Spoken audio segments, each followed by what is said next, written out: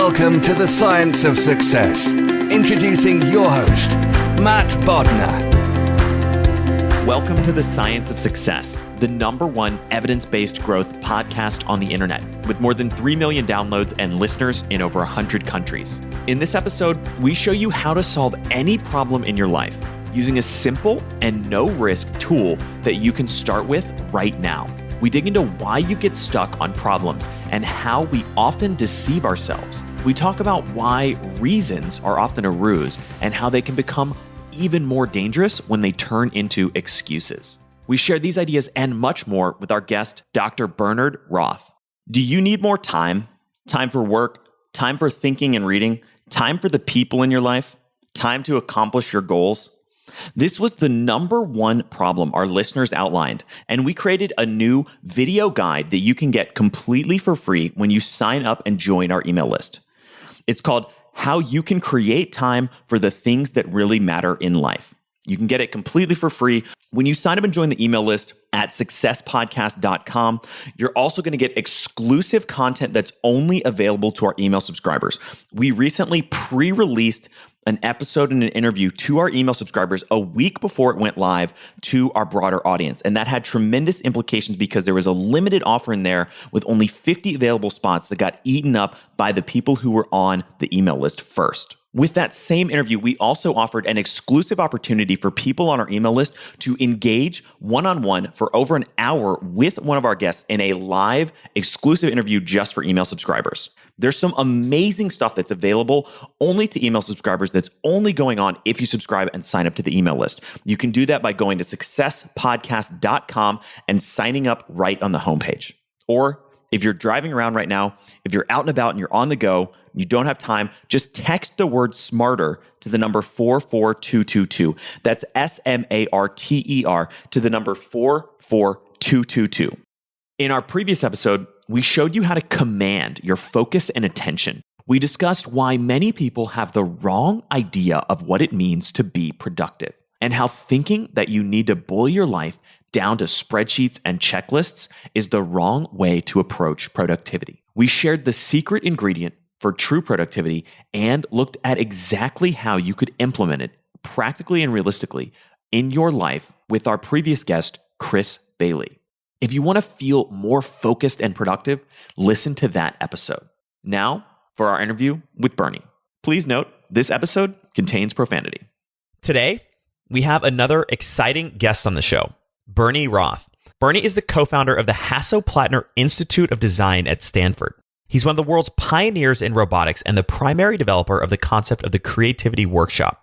He's the best-selling author of The Achievement Habit, Stop Wishing, Start Doing, and Take Command of Your Life. His work has been featured in Fortune, New York Times, Fast Company, Business Insider, and more. Bernie, welcome to the Science of Success. Hi, glad to be here. Well, we're very excited to have you on the show today, and I think your message and your work is really going to resonate with our listeners. I'd love to start out with sort of a simple question that I think is going to unpack a lot of the ideas and themes that you've written about. Why do people get stuck on problems in their lives? Well, I'd say the main thing that I've come up with in my studies is they are trying to solve the wrong problem. It's not usually that the problem is beyond them or very difficult. It's just that it's the wrong problem. So what does that mean? I'll give you an example. So I was working with a group, and some woman had the problem of she couldn't get her boyfriend to stop snoring. And they had gone through all sorts of medical procedures, their wits' end, and she just wanted to somehow get him to stop snoring. And the method I used to define the right problem is to ask them, what would it happen if they solved their problem? So when I asked her, what would it do for you if his snoring was stopped? She said, I could get a good night's sleep. Okay, well, at that moment, if she was willing to let go of the snoring issue and just look at the real problem is, how do I get a good night's sleep? Well, there are lots of solutions to that. The minute she reframed the problem from snoring to sleep, the solution space opened up tremendously. And one of the solutions would be to get the boyfriend to stop snoring, but that isn't working, okay? So what are the others? Well, I had, of course, the fun answer I could give her right away would be, well, the way you could get a good night's sleep is change boyfriends. But more seriously, she could get a good night's sleep by sleeping in another room, by getting earplugs. And so, there are many ways of handling getting a good night's sleep. So that's a very simple and kind of trivial example, but that's really what happens all the time. We're fixated on something. Now, the truth is we're all great problem solvers. Everybody who's in your audience, I don't know them, but I'm sure they solve hundreds and hundreds of problems every day. They don't have problems eating. They don't have problem walking, getting dressed, meeting people, phoning, looking at their cell phone, doing their email. It goes on and on and on, all the things they solve. So why is it the things that people lose sleep over are generally really simple things? They're not rocket science. And if you think about that, and I've looked at it a long time with a lot of people, it's that they're really stuck on the wrong problem. And even if they solved it, it might not be the right problem. Like if the boyfriend stopped snoring, he might be very active sexually and she would never get any sleep. Who knows? The point simply is that most of us are bright enough to solve all the problems that come in our lives. And the fact that we get stuck on problems shows that they're just the wrong one. I'll give you another trivial example. In my life, I had a visitor from Slovenia, and I wanted to show him the wine country north of Stanford, and I didn't have a car available, so I rented a car. We drove, and we had a great time, and at some point the car was running short on gasoline, so I pulled into a gas station. And then I started to look for the button that would open the gas tank cover. And I looked for about 3 or 4 minutes, and I was very frustrated. Every place I looked, which was where they had been in all other cars I'd been in, it wasn't there. So I took out the manual and I started to look for where it is. And then a car pulled into the gas station that was of similar make. So I ran up to the woman. I said, "This is a stupid question, but could you please tell me where the button that releases the gas tank cover is?" And she said, "There is none." Okay. And so what I was doing is I was dealing with the wrong problem. I was trying to look for the button instead of trying to get the cover open.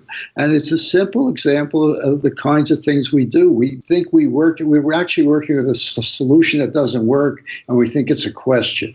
And these kinds of issues go on all the time, including very serious technical problems. I can give you some problems from industry. I can give you some problems from research. It comes up all the time. And even in areas like, I used to do a lot of research in robotics, and I would be one of the world's leading experts in the area, and I would give a student a problem to work on for their thesis, and we'd work, and then after about a year or so, we'd find that wasn't quite the right problem. And once we found the right problem, it became very easy for the student to finish up and graduate and write up their thesis. So it occurs in almost all phases of problem solving, both a professional and personal life. I think you bring up a really important point, which is the examples you've given are kind of fun and easy to understand. But the reality is that this applies to much larger and bigger problems in our lives, not just things like snoring. Yeah. I'll give you a really great one from industry. It's actually a TED Talk your listeners should watch. The guy's name is Doug Dietz, and he still is. He's a sort of chief designer at General Electric Medical, and he designed a MRI machine for children. And after some time, he went down to a local clinic to look at the machine, and basically he talked to the nurse, and she said, "We love your machine. It's so great." And he was feeling very proud of what he had done. And then a child is dragged in screaming and kicking, and the nurse says, "You have to leave because we have to sedate the child." And he finds out at that point that about 85% of the children that go into his machine have to be sedated. So he feels very depressed that he sort of did a terrible thing in the world. And when he looked at the machine from a child's eyes, it looked like a metal monster that the child was asked to crawl into. So he realized, there was something wrong. So he kind of went and started to do some research with children. He interviewed children that are chronic patients and had a lot of them. And he found one girl that had a lot of cancer issues, and she was getting a lot of radiation. And when he realized she had no adventure in her life at all. She just was into this medical situation, whereas her siblings had all this adventure.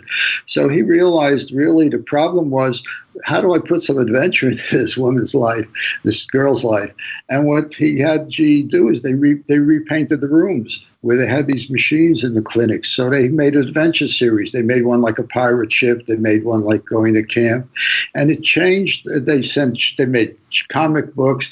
They reframed the whole experience from the child to from a medical experience to an adventure experience. So really the question he realized retrospectively, he should have asked himself, how do I bring some adventure into these poor children's lives? Not how do I kind of give them a medical experience. So that's like on a more abstract level, but that's really the big aha. I mean, when you see the TED Talk, he cries. He feels like, he totally misunderstood the problem he should have been working on. And that happens over and over again. We've had people go to Myanmar ostensibly to design the water pumps, and they realize the real problem is lighting, and they design LED lighting. And when it's all done, they've affected the lives of 10 million people that they wouldn't have if they'd stayed with the original problem of water pumps. So it happens on all levels where people come in, companies assign us problems. I'm invited in as a consultant, and they sort of know a solution. So they sort of give me half the answer. And unless I'm clever enough to reframe the problem, I'm just wasting everyone's time, because they don't need me if they know the answer. So it's just all the time, if you're stuck, reframe the problem. And the way to reframe it is really simple.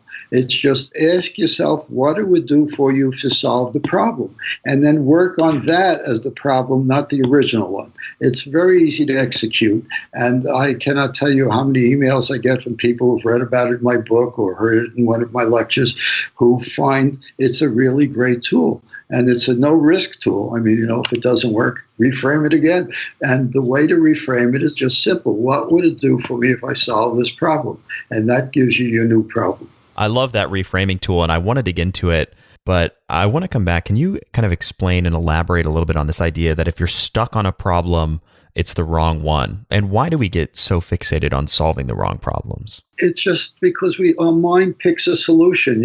We jump to solution. As you listeners probably know, the amount of information that comes in through our senses is minute compared to the amount of information that our brain has. So you're getting these visual things when you look at something, and then your brain tells you what you're looking at, really. And so we're working on our historical experience. We're kind of using stuff that's happened before, and we look that way. So a good example, I was doing a workshop over at Microsoft, and there was a big crowd, and the question I asked people, what do you lose sleep over? And this one woman was bravely enough, she raised her hand. She said, I can't find a good man, as an example. And, in the conversation, what would it do for you if you found a good man? Well, I'd have a good life. Well, see, she made that jump that somehow a good man will give her a good life. Well, that's a ridiculous jump. I mean, I'm a good man, and I was there, not with my wife. If she had a real good man, he'd be out in the world. He wouldn't be giving her companionship.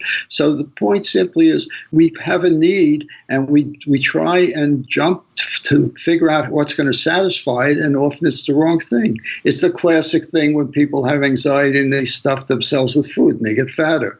And they get fatter because they don't do the right thing. I'll give you this is a perfect example. There's a woman, she's a science writer for the New York Times, and she wanted to do some projects for New Year's Eve for her readers. So somehow she talked to someone who knew me, and the person told her she ought to talk to me because at the D school we do all sorts of problem solving. And she called me up and she said, well, what would be good problems? I said, well, it doesn't work that way. The way it works is you have to ask people what they're working on and then reframe it. She said, well, give me an example. I said, well, okay, tell me what in your life is really troublesome. She said, well, to be frank, it's a little embarrassing, but I've put on so much weight that I don't go out anymore. I skipped my college reunion because I didn't want my former classmates to see how heavy I've gotten. So all I do is sit home and meet my deadlines and write and write.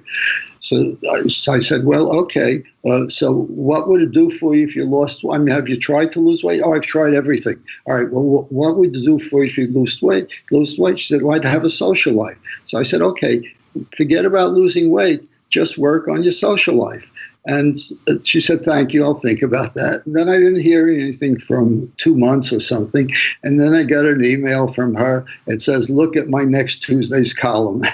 And I look at the column when it comes out, and it says, well, she tells the story. And then she says, what happened is I just ignored the losing weight thing. I had a social life, and I lost 25 pounds. So it's a really good example how she didn't face what the real issue was, and she saw a symptom of it and tried to treat the symptom rather than the, not disease, but, the thing that wasn't working. And so, I sent her a thank you message and all that, and she just sent back a short message saying, yeah, it really works. And she was amazed by it. But it's really in every realm of life. We seize a solution because it's the easy thing to do, and we don't know that it would really help us. So we decide to get married because of maybe social pressures or things like that, but maybe that's not what we're really after. And if you get married, that's fine. But a lot of people get married, it doesn't work, and they get divorced, and they try again. But so it's just a matter of getting to what is really you want to get at. Now, that may be hard for some people because we tend to lie to ourselves. We don't tell ourselves the truth. We have a certain self-image, and it's very complicated. But basically, if you're open-minded about it and you're willing to let go, it will work. Most people don't even want to let go of their problems. A lot of people sort of hug their problems. They're good to talk to their friends about. They kind of pretend they want to be rid of them, but they want to have, it gives them conversational topics. But really, if you're willing to let go of a problem, it's very easy to get the real solution. The one thing you have to be really careful of is some people don't understand the difference between disappearing a problem and solving a problem. If you disappear a problem, it's never in your life again. It's gone. It's just totally gone. That's much better than solving a problem, because if you solve it, it may undo itself and it'll still be there. So really, that's what you want. If you have really troublesome things, you want to make them disappear from your life. And if you do that, it doesn't matter what the original problem is. So getting back to that woman at Microsoft, if she had companionship, it wouldn't matter if she found a good man or not. If she found a loving dog, or she went into the army, or whatever she would do to get companionship, she wouldn't have to worry about finding a good man. That's a disappeared problem. And then she might find a good man in spite of it, but it wouldn't be dealing with the issue of companionship. So it's a little complicated. People, as you know for sure, are complex. But it's a very simple model. What would it do for you if you solved the problem? And don't hold on to the idea that you need to worry about the original problem. If it's really not the right problem, forget about it. Disappear it from your life. I love that analogy of sort of solving the symptom instead of solving the root cause. Yes. And I think it really gets to this idea, as you touched on, that we have to be super clear about what we actually want, what the end result is that we're trying to really achieve. How do we battle through, as you say, it's sort of deceiving ourselves to really figure out what we actually want? You're right. And it may take some iteration, but you're doing this all in your head or at home. There's no risk in it. And if you have the wrong thing, reframe again. But it's a matter of being truthful to yourself and know you may not know. So you try one or two things. Sometimes if you say, well, will do for me, you come up with something. Try coming up with several other things. And usually when you get the right thing, you feel it in your belly. You know that's the right thing. But often in work with groups, people come up with all sorts of things which are nonsense, which are not the right thing at all. And so it's really hard for them to tell themselves. An example of that was some woman I worked with, her lack of sleep was due to getting her daughter into a good college. And clearly when I worked with her, it wasn't that at all, because, once she'd gotten her daughter into a good college, she'd worry about who her daughter is sleeping with or what her daughter is majoring in. And, she'd have other things to worry about. So the real problem was how to her to not have anxiety about her daughter and to let her daughter live her life and, to be a supportive mother, but not an anxious nothing to do with getting the daughter into a good college, because as I said, once you got her in, there'd be other things to worry about. So it's the matter of telling yourself the truth, that the problem is not the daughter in college, the problem is my anxiety, and I have to learn how to get in more equilibrium in my life and think or whatever. So it's that kind of thing. And as I say, if it's doesn't strike gold the first time around, just keep reframing, you'll get to it. I want to dig in more to this notion of lying to yourself. Why do people deceive themselves, and how can we move past it? Well, we have a self-image, and we try to support that self-image or go against. It's kind of complicated. I grew up in New York, and I knew a lot of shady characters, and they, some of them pride themselves as being nasty people. So, their self-image is that they were nasty. So if they would do a kind thing, they had to make it into something nasty to make them not be soft, as they think. But most of us who are more normal, we want to be nice people, we want to have a nice life and so forth. So, and we all do things which we're not proud of. We all do nasty things, and we have motivations which we're not willing to tell ourselves. So it's just a matter of supporting who we want to be or who we built ourselves up to. And some people have issues, they drag themselves down. So we don't have a realistic picture of who we are in general. And whatever picture we have, we generally try to support that picture. And so that makes us have to lie to ourselves, because our actions are not always in accord with who we want to believe we are. So that's one kind of cause for that kind of thing of doing. I want to be Bernie. I'm not this nasty person. So once I do something nasty, I have to lie to myself about it and blame someone for it or make excuses. And we're very complex, and it's a very complex system in our head that controls us. And we think we control it, whatever that is up in our head or our mind or wherever you want it. But we're on automatic so many times that it just, I cannot tell you why. I could just tell you that's the way the system works. And there are various models as to what we're trying to do and how we're trying to protect ourselves. But it's reality. I mean, everybody lies to themselves in one way or another. And you write about and talk about this under the framework of saying, you kind of use the tongue-in-cheek phrase, reasons are bullshit. Tell me a little bit more about that. Actually, I'm more serious about it than you think. So I wouldn't demean it and call it a tongue-in-cheek phrase. I'd call it a definite understanding of the world. So it goes like this. If you think about it, what is the purpose of reasons in the world? What purpose do reasons serve? And I'm going to answer that question, so you don't have to worry about it. For me, that the only thing they serve is to let you be a reasonable person, or pretend to be a reasonable person. So if I do something nasty and someone says, why did you do that? And I have no reason, then I'm not a reasonable person. But if I give them some reason for my doing it, then I'm a reasonable person. And that's what it comes up to, even something nice. Why did you do it? But the truth is, we're so complex. We have DNA in us that's come back down from the generations and back to the cave people. So we're so complex that there's actually no one cause for anything we do. And so the minute we isolate one thing as the reason we did something, we're lying. Because we're putting a weight on something of which there are many different things, and we're just weighting it in a way that will make us feel good in terms of our self-image or whatever we're trying to support. So, people have done experiments. They've put people into MRI machines, and they've given them a physical task to do, and they've asked them the reason, push a button, push the on or the off button or something like that. And then they've asked them, tell us why you're doing it and do it. And it turns out that the part of the brain that fires the motor control, that does it, fires much earlier than the part of the brain that gives you the reason. So really, the model is you do stuff and then you make up a reason for doing it. And that's the way we work. We do what we do.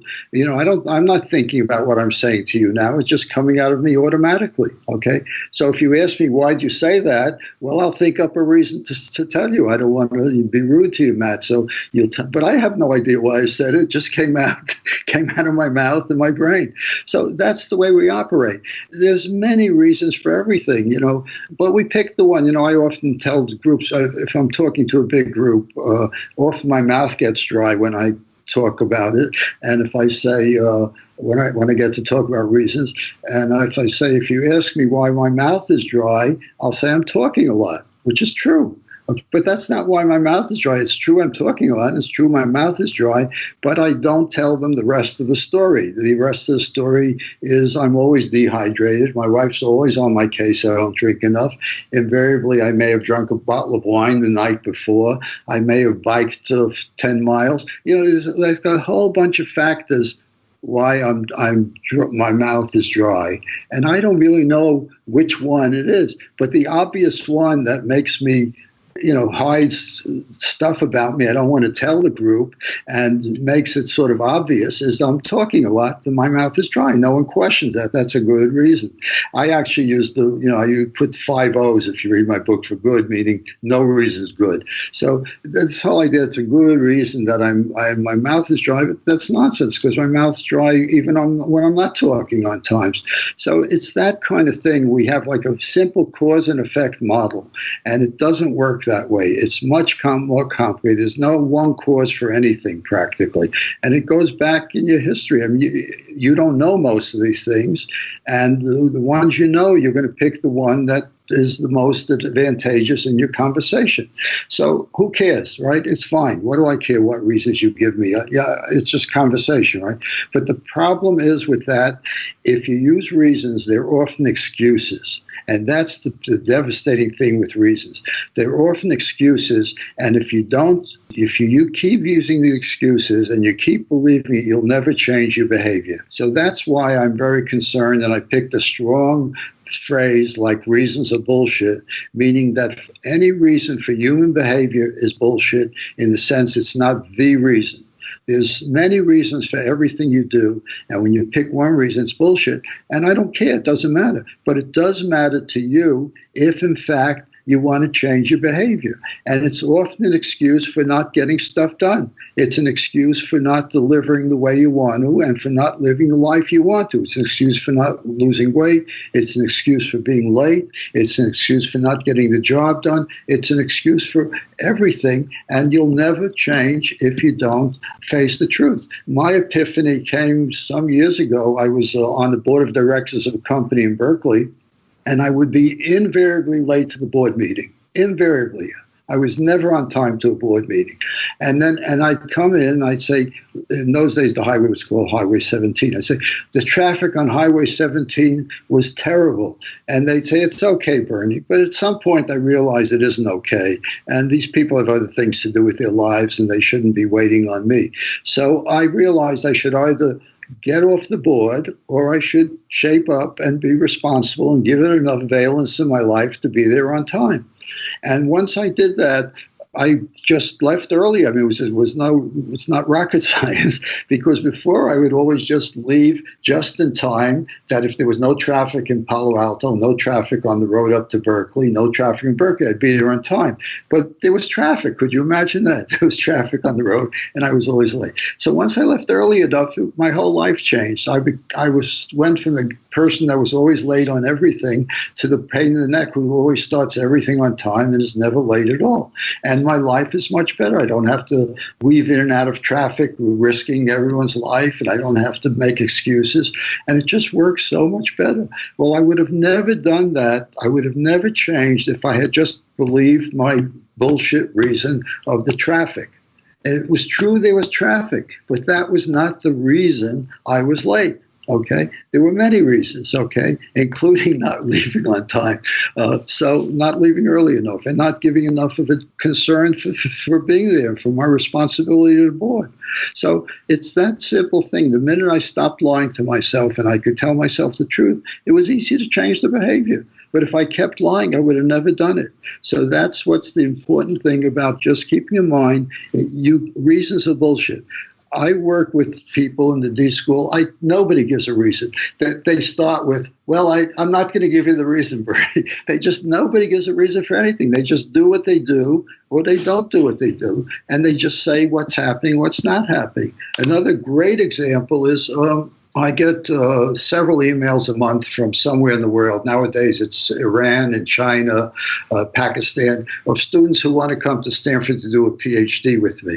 I don't have to answer any of these emails. I don't know these people, but often they're very well researched. It's not just their professor, but they know me and they've looked up my work and all that. So I feel I should be nice and give them an answer. So what I used to do before my epiphany about reasons is I used to say, I'm sorry I can't take you because I don't have any money, or I'm sorry I can't take you because I'm going on sabbatical. Invariably, they would push back. If I don't have any money, they have a rich uncle. If I'm going on a sabbatical, they can wait another year. And it went on like that until I was just so frustrated I would truncate. Nowadays, I don't give them a reason. I just say, sorry, I can't help you. Good luck. And about 90% of the time, I get an email back saying, thanks for answering my email, Professor. And it's the end of the story. And I find in my whole life, if I don't give reasons, unless people ask me for it, I don't give them a reason. I just tell them what I'm doing or what I'm not going to do. And life goes on. It works much, much better. So the point is, you don't need reasons at all. And the harm, if you use them, is you're going to get in your own way, and you're never going to change your behavior. And if you're happy and nothing's fine, use reasons, keep doing it. But if you just try it out, you're going to see it's amazing. And the problem is, I always warn anyone I tell to, you cannot do this at home. You cannot tell anyone in your life the reasons are bullshit, because they will not like you anymore. So I have never told my wife her reasons are bullshit. I've never told my children. I never tell my friends. But I tell people who do my workshops, and I tell my co-workers, and it's okay to say, Bernie says reasons are bullshit. It's not okay to tell someone their reasons are bullshit, but it's okay to tell yourself. So it's really important to understand this is a really important tool. It works. It works for thousands of people. It works in my work environment in several places at the university. Everyone knows they won't use bullshit reasons around me. And it's really great. And it makes people work at a higher level.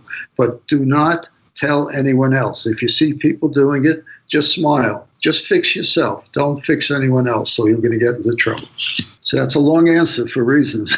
No, that was great. How does self-image tie into this? Yeah, well, again, it's you're using your reasons to support your self-image. So if let's say I have a sense of Bernie being a very reliable person, and I let you down, okay? I promise you something, Matt, and I screw up and I don't do it. So I'm not going to say, unless I'm big enough about it, I'm not going to say, hey, Matt, I screwed up. I'm going to give you some reason. Hey, Matt, I couldn't do that because, I'll give you some bullshit reason. And that will help me not feel I let you down. But it'll also make it so I'll never change. So that's the problem with it. So what I find really what you do is, if you have to give someone a reason, don't be a jerk, give them a reason. But if I say to myself, I'm never going to do that again. Like if I say, Matt, I let you down. I didn't do it because I had an emergency. And I say to myself in my head, hey, that's bullshit. I'm never going to lie to Matt again. I'll lie to you again, but eventually I'll stop. If I keep calling myself on, eventually I'll stop and I'll say, Matt, I want you to know I let you down. I really feel sorry about it. And tell me what I can do to make it up to you. Okay? I'll just be upfront about it. Okay?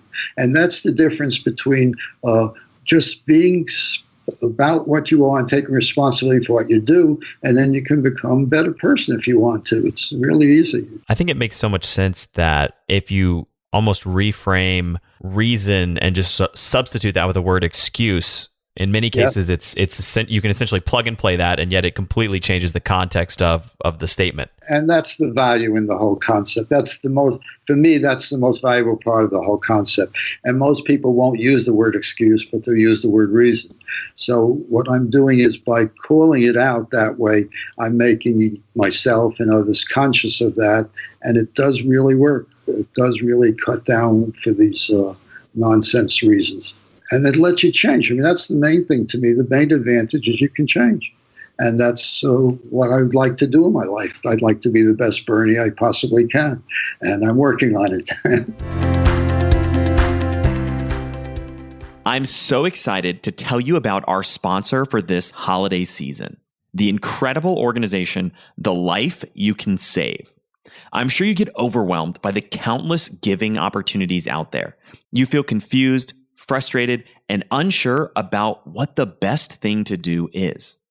When that happens, you often end up making scattered donations to a smattering of random charities with no idea of the real impact you're creating on people's lives. That's why I love The Life You Can Save. You know, the focus of the science of success is on being evidence-based. The beautiful thing about The Life You Can Save is that they focus on evidence-based giving, finding, selecting, and curating the most high-impact donation opportunities so that you don't have to do all that hard work. And you can start giving right now by visiting www.thelifeyoucansave.org/success. That's thelifeyoucansave.org/success. They've already done the homework, and they have an incredible, well-curated, compelling list of hugely impactful giving opportunities where your donation will be high leverage and cost effective. Our hearts, relationships, and networks often guide our giving. The resulting donations usually do some good, but rarely as much as we'd like them to do. The Life You Can Save makes it so that you can easily navigate how to make your charitable giving go much further. While you may not be as wealthy or successful as Bill Gates yet, you can still have an enormous impact on the lives of people living in extreme poverty that can experience dramatic improvements in their lives for much smaller donations. Visit thelifeyoucansave.org/success to find out more and make rational, evidence-based charitable gifts this holiday season. So I want to come back to the reframing question because I think it's really important, and I want to dig into that a little bit deeper. Just for listeners who might have missed it earlier, can you restate the question that you use to flip problems and to reframe them? Sure. Well, if I have a problem we're all good problem solvers, but there are problems that we get stuck on, and everyone has problems they lose sleep over, and they just don't go away. And those kind of problems, if you ask yourself, what it would do for you if you solve that problem? If that problem were gone for your life, what would it do? How would it change your life? What would it accomplish for you? And you take the thing that it would do for you, and you make that the problem you want to solve. You've reframed from the original thing to the thing that you really want to happen. You have a problem then that when you do that, it opens up the solution space tremendously because it includes the original thing you're working on, but that won't work for you. But it gives you a whole bunch of other things that will work, and it's just very simple to be there, and it's over. You know, I had a classic example in my life. I was worried they changed the laws, and it was an issue whether I should retire or not. I could not retire, and I was losing sleep over it. And when I applied this method to myself, I said, what would it do for me if I could decide whether to retire or not? And I said I could stop worrying about it. And I said, well, how do I stop worrying about whether to retire or not? It was like a light bulb. I just stopped, literally, and I don't want to tell you how many years ago it is. I never thought about it again, whereas I'd lost 2 months' sleep worrying about this decision. And it turned out I didn't even have to make the decision. Nobody cared. But I had beaten myself up socially thinking I had to make that decision. And once I realized, once I made the decision, what it would do for me is I could stop worrying about it. I just stopped worrying about it without making the decision. I mean, it's so simple. It was like, I cannot tell you the feeling of excitement I had when that happened in my head. So that was a simple example of when you reframe it, often the problem just disappears because you were working on the wrong problem. It was a non-issue. Sometimes it doesn't. Sometimes it's a hard problem. But now the solution space is bigger, and you will find an answer. So the question is, what would it do for me if I solve this problem? And then you take that result of that answer and you flip it and go to work on just achieving that result through any different avenue that you might think about. And you forget about your original problem statement. Just, it's gone. You don't need that. It's gone. It's the wrong thing. You were working on the wrong thing. Oops. I didn't mean to waste all that time. Forget about it. And then go on the new thing. And when you solve that, it will take care of what you thought you were going to take care of in the first place. And I think it was in your Google talk, you mentioned the idea of never going more than 2 levels with that question. Can you explain that? Sure, yeah. Well, it's this whole idea of bullshitting yourself and lying to yourself. So keep going up, you're going to get to the ultimate existence question. And I've met people like that in India, and they're blind from looking at the sun, and they haven't talked to anyone in 5 years, and they're naked in the woods. But if you're going to stay in the game, you don't want to go up more than 2 levels because you get to these questions of existence. But if you're going to play the game, usually 1 level's enough, but maybe you do it twice. So once you get to the first thing it would do for you, ask yourself what that would do for you, and you get another thing.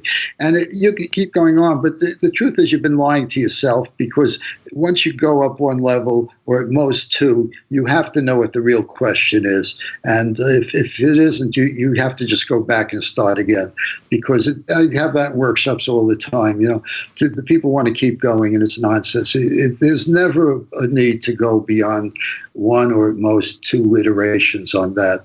And then you've got the solution space and you've got the problem. But if you're lying to yourself, of course, you'll never be there, because you're not really getting the thing you really need. So you have to just go back and say, just imagine me or someone standing next to you saying, bullshit, bullshit. Give yourself the right reason. And you could try various reasons, but the problem is our self-image, so we don't say the nasty things. I'm doing this. Why? I often get this thing. The problem is, how do I get my company to do X? Okay? And, well, why would you want your company to do X? Oh, well, it would be better for the company. I keep working on it. It's all bullshit. They hope they're going to get a raise.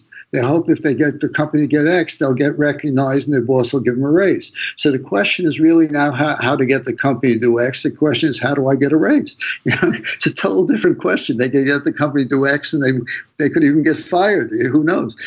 So it's that kind of thing. But people's self-images, they don't feel good that they want to get a raise or they want to do better than their colleague. So they make up some grandiose public thing like something good for the company. Well, that's never going to get you unstuck if you're lying to yourself. So that's what I'm talking about. You can go on for 10 levels and never get to the right answer if you don't tell yourself the truth, which may not be something that you're proud of. But it's all done in your head. It's not much risk except for yourself and learning more about yourself. So I want to get to the distinction between trying and doing. I know you've written and talked a lot about that as well, and I think it's really important to share with the listeners. Yeah, so that's an important thing. I agree with you. I think it's a very important thing.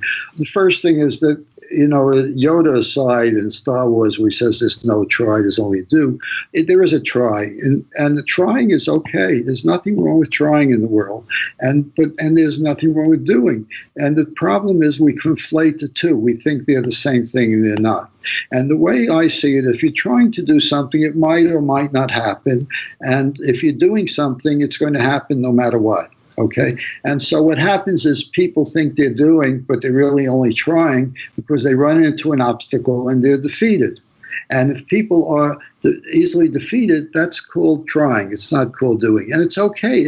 Sometimes it's better to try and not to do. If you do, sometimes you might kill yourself. You might do harm to the world. So I'm not voting as to whether trying or doing are better than the other, but I am voting and saying that do not confuse them. So if you're doing, then you are going to make it happen no matter what. Within your moral standards. If I have to kill you to do it, I might change my mind. But if I'm going to do it, I'm going to do it. I'm not going to let an obstacle stop me. So a trivial example is my wife and I were driving past a movie in San Francisco, and I noticed a huge crowd in front of it. And we've driven past that movie theater many times. There's never anyone in front of it. And I figured, wow, this is going to be a great show. We should go. And my wife was reluctant, but I convinced her. So I told her to get out of the car and buy 2 tickets, and I went to park the car. When I came back 10 minutes later, she was in front of the box office, but not online. And I asked her why wasn't she online. She said they were sold out. She couldn't get tickets. And at that time, she was defeated, right? And the truth is, she was trying to go there. She didn't really have an investment going. She just was trying to please me. So when they put an obstacle in her way with no tickets, she was over. It was done. I was going to go. Didn't matter what. So I went along the line, and eventually I scrounged 2 tickets, and we went. And of course, she was right. It was terrible. We shouldn't have gone. But the point simply is, it was the difference between trying and doing. She was trying. She hit an obstacle. She had a good reason for not going on. They were sold out. I was doing. The fact that they didn't have tickets didn't stop me 1 second.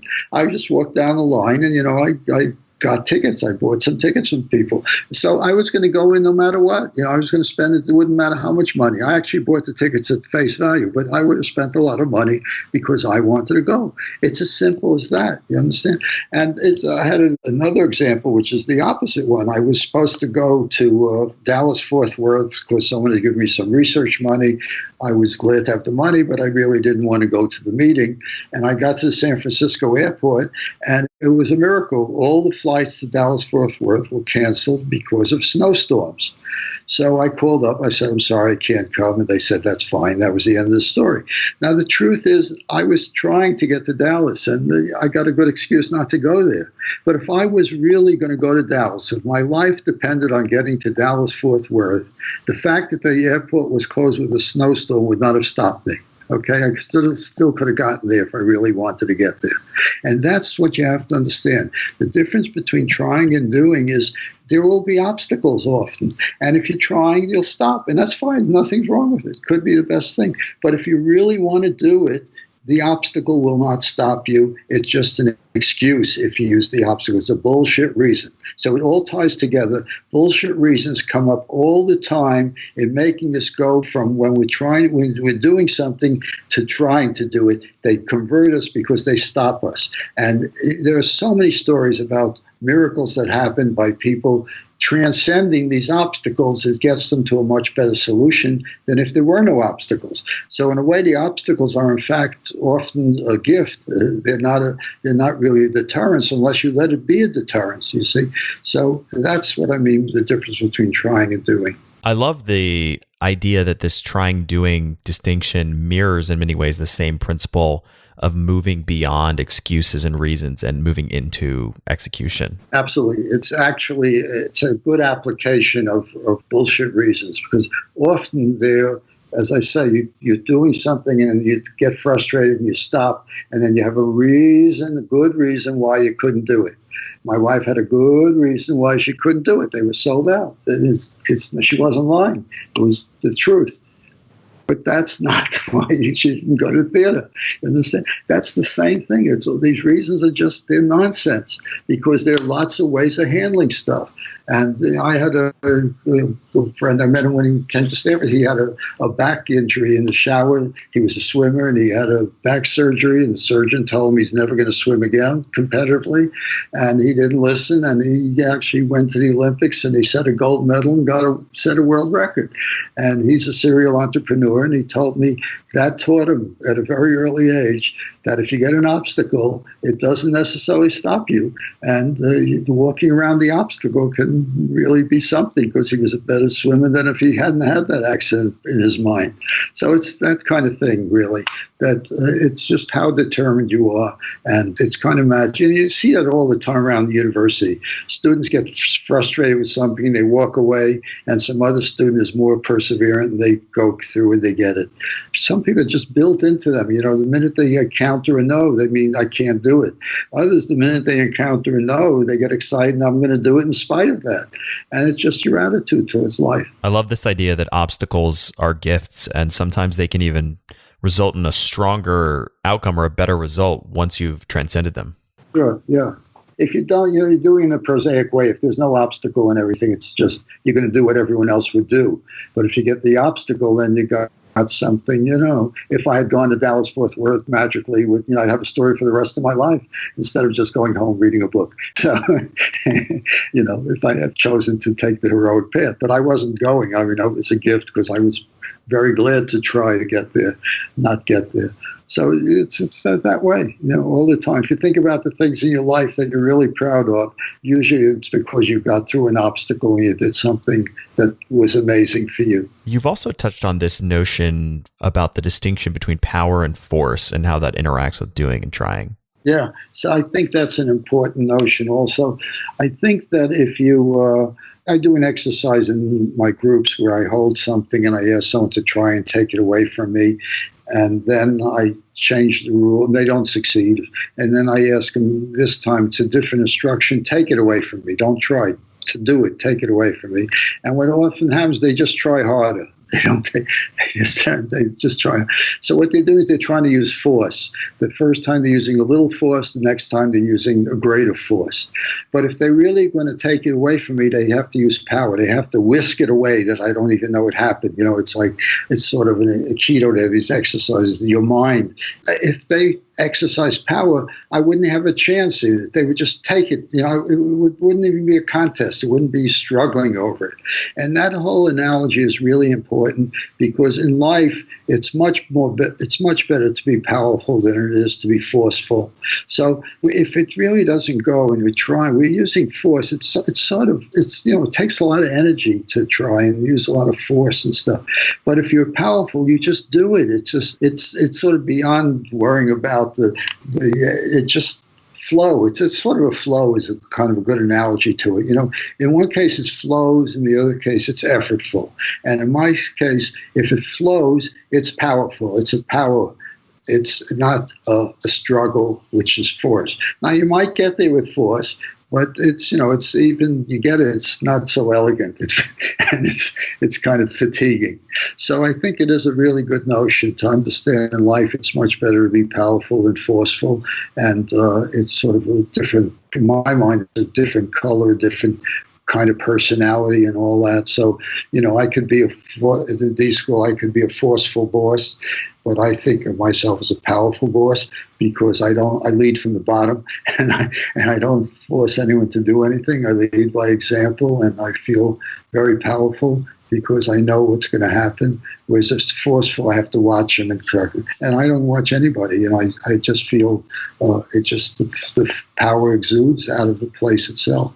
So it's both organizational and it's personal, but it's really a really good model to think in terms of. So how do we begin to operate out of a place of power instead of a place of force? Well, I think it has to do with integrity and not being an asshole.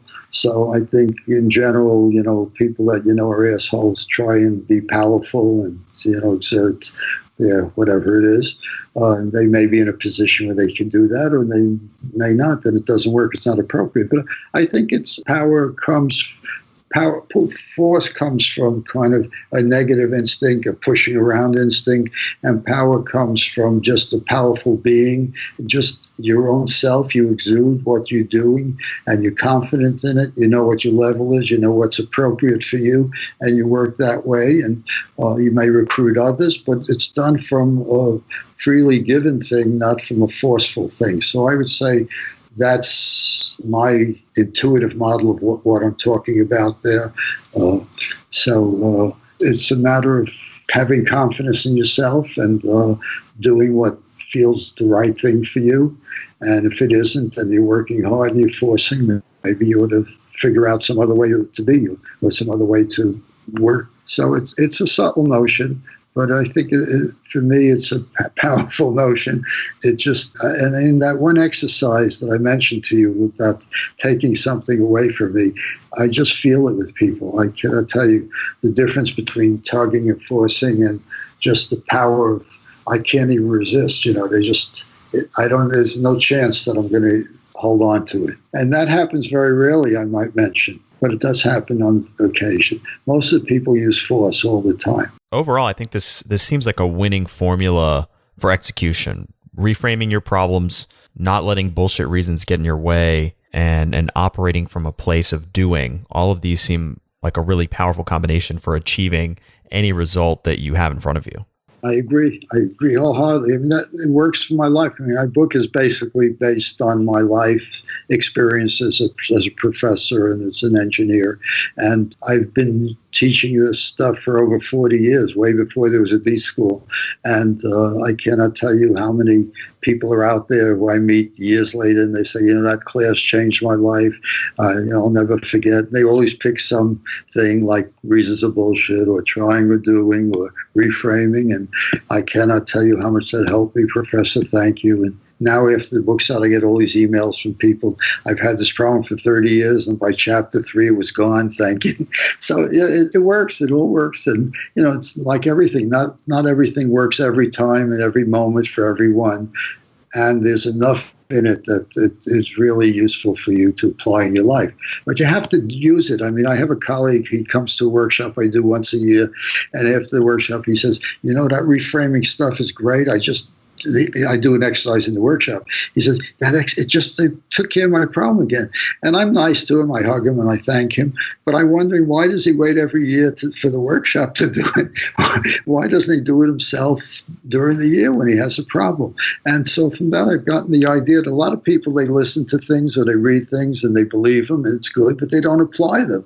Well, to me, it's useless if you don't apply it. It doesn't matter if you think it's a great idea or a terrible idea. You have to apply it in your life and see how it works and give it a chance. And in my experience, this stuff really works. We call that the learning doing gap, and we have a couple podcast episodes about it. But I'm curious, for listeners who want to concretely implement what we've talked about today, what would be one piece of homework that you would give them to start implementing some of these ideas? Yeah, sure. Well, I'd say the three. One is don't use reasons. It's as simple as that. Every time you notice yourself using a reason, attempt to stop doing it. Or if you do it, just tell yourself, I'm not going to do it again. That's one. Another thing is, if you find yourself losing sleep over a problem several nights in a row, reframe it. That would be another thing. And the third thing is, next time you're doing something, ask yourself if you're really going to be doing it or you're just trying to do it, and decide which one it is and then see what happens. So 3 simple things. Great pieces of advice, all of them easy to execute, as you mentioned earlier, risk-free in the sense that there's no downside. Absolutely. No downside at all, really. So, Bernie, where can listeners find you and your work online? Well, the best place, I have a web page for my book, which is called, the title of the book is The Achievement Habit, but somebody grabbed that away from me. So the web page is Achievement Habit without the V. So it's just achievementhabit.com. You'll get a lot of examples and a lot of things about my book, and you'll see some of the workshops I've run. So that's really a good place to refresh your mind on the things we talked about here. Well, Bernie, thank you so much for coming on the show, for sharing all this knowledge and wisdom, really great strategies for achieving the results that we want in life. Thank you very much. It was my pleasure to be here. It was a nice conversation. I enjoyed it. Thank you so much for listening to The Science of Success. We created this show to help you, our listeners, master evidence-based growth. I love hearing from listeners. If you want to reach out, share your story, or just say hi, shoot me an email. My email is matt@successpodcast.com. That's matt@successpodcast.com. I'd love to hear from you, and I read and respond to every single listener email. I'm going to give you 3 reasons why you should sign up for our email list today by going to successpodcast.com, signing up right on the homepage. There's some incredible stuff that's only available to those on the email list, so be sure to sign up, including an exclusive curated weekly email from us called Mindset Monday, which is short, simple, filled with articles, stories, things that we found interesting and fascinating in the world of evidence-based growth in the last week. Next, you're getting an exclusive chance to shape the show, including voting on guests, submitting your own personal questions that we'll ask guests on air, and much more. Lastly, you're going to get a free guide we created based on listener demand, our most popular guide, which is called How to Organize and Remember Everything. You can get it completely for free, along with another surprise bonus guide, by signing up and joining the email list today. Again, you can do that at successpodcast.com, sign up right at the homepage, or if you're on the go, just text the word SMARTER, SMARTER, to the number 44222. Remember, the greatest compliment you can give us is a referral to a friend, either live or online. If you enjoyed this episode, please leave us an awesome review and subscribe on iTunes, because that helps boost the algorithm, that helps us move up the iTunes rankings and helps more people discover the science of success. Don't forget, if you want to get all the incredible information we talk about in the show, links, transcripts, everything we discuss, and much more, be sure to check out our show notes. You can get those at successpodcast.com. Just hit the show notes button right at the top. Thanks again, and we'll see you on the next episode of The Science of Success.